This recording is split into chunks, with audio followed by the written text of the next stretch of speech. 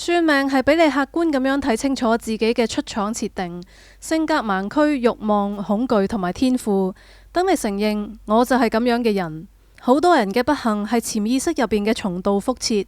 正如榮格所講，當潛意識冇進入意識，佢就係你嘅命運。算命就係將潛意識拉到台面上面，俾自己一個覺察嘅契機。佢係每個人最強大嘅內省工具。真正嘅命理話俾你知，你嘅硬體極限喺邊度，散熱好唔好，幫你釐清過去幾十年安裝咗邊啲有毒嘅後天軟件，係一份生命使用說明書。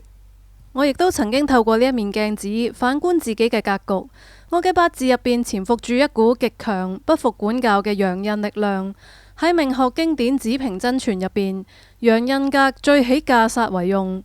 嗰個係一種需要開疆闢土、直面衝突，以此建立權威嘅生命力。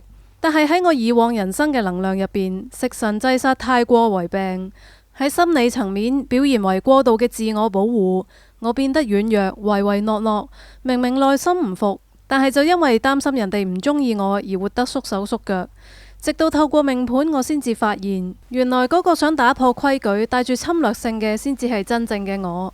當我唔再逃避，接納咗呢一份陰暗面，實現咗榮格所講嘅與陰影融合嗰陣，我先至真正攞返自我嘅力量。